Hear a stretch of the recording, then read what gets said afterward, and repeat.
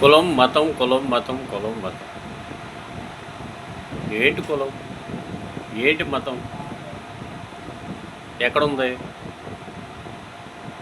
ఉన్నాయి. ఆట్ల వల్ల జనజీవనానికి నష్టం ఏంటి? కులం వల్ల, మతం వల్ల, ఒక మతస్థుడు ఇంకొక మతంలో చేరటం వల్ల జనజీవనానికి వచ్చినటువంటి నష్టం ఏంటి?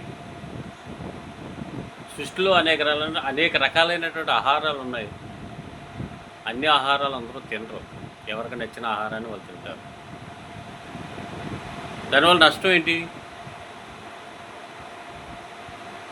నా ప్రశ్న ఏంటంటే, ప్రపంచ దేశాలు మొత్తం అభివృద్ధి కొరకు పోటీ పడుతూ ఉంటే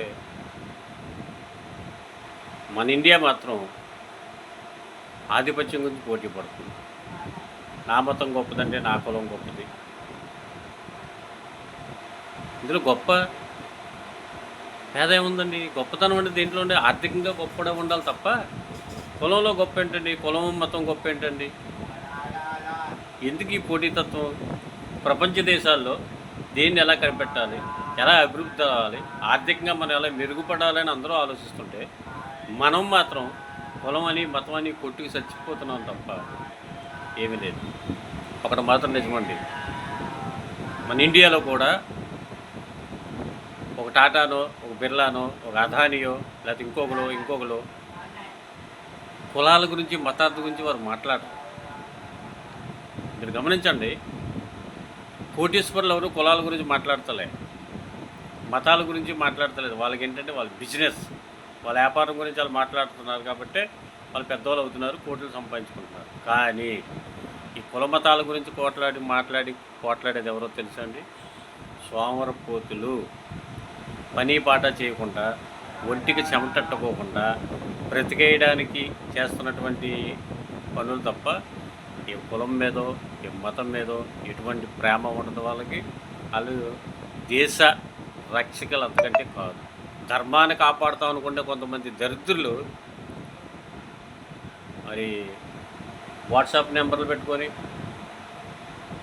ఫోన్పే నెంబర్లు పెట్టుకొని, స్కానర్లు పెట్టుకొని దేశాన్ని కాపాడుతాము, ధర్మాన్ని రక్షిస్తామని వచ్చినందుకు మీకెందుకు రాయి? ఫోన్పే నెంబర్లు ఎందుకు?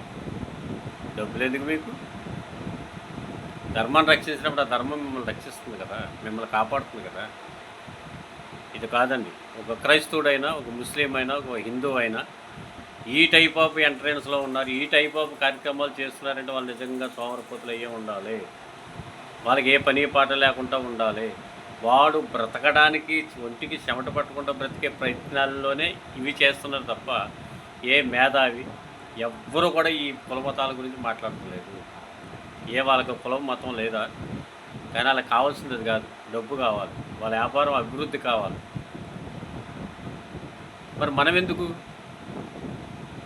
కొంతమంది ఎదవలో కేవలం దీన్ని అడ్డం పెట్టుకొని మాత్రమే వాళ్ళ కుటుంబాలు పోషించుకొని బతుకుతున్నారు. ఇది వాస్తవం. కనుక హిందూ సోదరులారా, క్రైస్తవ సోదరులారా, ముస్లిం సోదరులారా మేల్కోండి. మనకి కులమతాలు కాదు ప్రధానం, జీవన విధానం ప్రధానం. కాబట్టి మనం జీవించడానికి ఏం వనరులు కావాలి, ఏ వసతులు కావాలి, మనం జీవనం సాగించడానికి ఏం కావాలో మనందరం కలిసి ఆలోచిస్తాం. ఆ దిశగా ప్రయాణం చేస్తే మనం బాగుపడతాం, మన ఇండియా కూడా నెంబర్ 1 స్థానానికి వెళ్తుంది. అంతే తప్ప నా కులం నా మతం అని కొట్లాడుకున్నంత కాలం బ్రోకర్లు బతుకుతారు తప్ప ఎవ్వడూ లేదు. ఈ మధ్యకాలంలో వస్తున్నటువంటి వీడియోల్లో ఏ కోటీశ్వరుడు మాట్లాడలేదు, ఏ మేధావి కులం గురించి మాట్లాడతలేదు.